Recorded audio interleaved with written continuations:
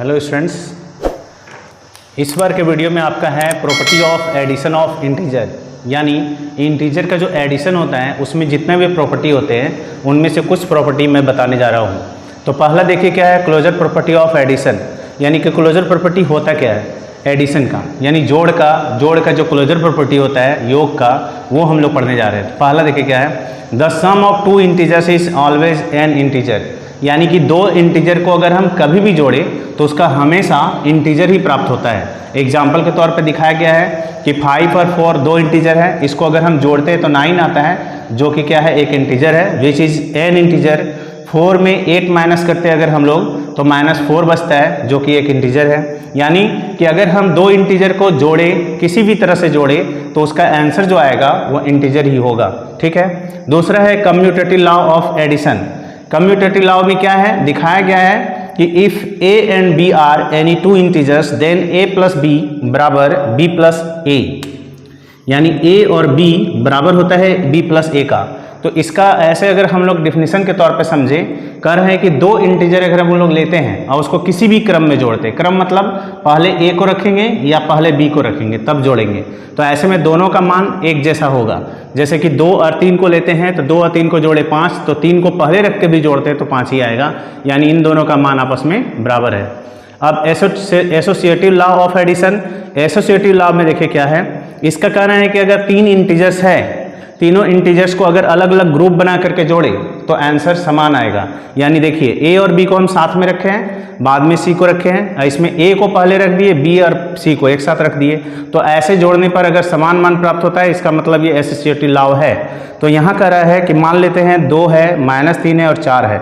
देखिए सबको हम पहले 2 3 को ग्रुप में रखे हैं और 4 को अलग, फिर 2 को रखे हैं अलग, 3 4 को एक साथ रखे हैं, तो इन दोनों को प्लस माइनस माइनस आता है। फिर यहाँ पे 3 और 4 अगर हम माइनस करते हैं तो 1 आता है, 2 में 3 जाता है तो -1 4, और 2 और 1 को जोड़ते हैं तो 3, 4 में 1 गया 3, यानी दोनों देखिए बराबर है। तो इसको हम लोग बोलते हैं एसोसिएटिव लॉ। ठीक है।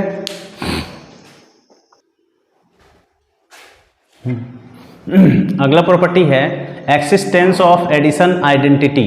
For any integer a we have a plus 0 और 0 प्लस a बराबर a। इसका कहना क्या है कि अगर कोई भी इंटीजर है उसको अगर हम 0 में प्लस करें या 0 को किसी इंटीजर के साथ प्लस करें तो आंसर वही इंटीजर होता है। और 0 जो है, इसलिए 0 को हम लोग क्या बोलते हैं, 0 is called the additive identity. यानी एडिटिव आइडेंटिटी अगर बोला जाए किसी इंटीजर का तो आंसर होगा 0। ठीक है।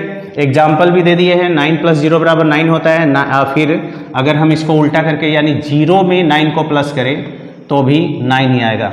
एक्सिस्टेंस ऑफ एडिशन इनवर्स, बहुत इंपॉर्टेंट है ये वाला जो है इनवर्स जो है ज़्यादा इंपॉर्टेंट है।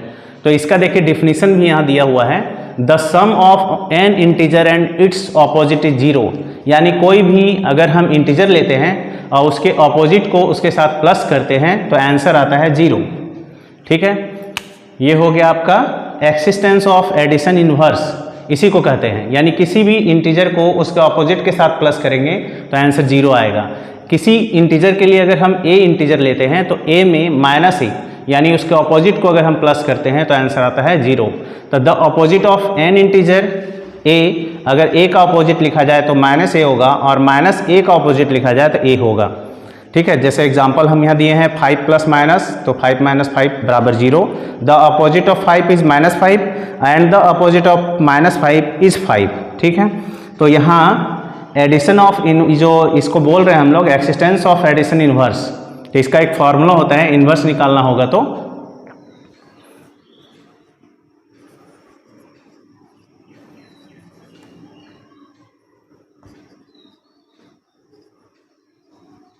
0 में हम इंटीजर को घटा देंगे। जो इंटीजर का अपोजिट निकालना हो, इनवर्स निकालना हो, तो उसको हम लोग 0 में घटा देंगे तो हो जाएगा उसका अपोजिट। ठीक है।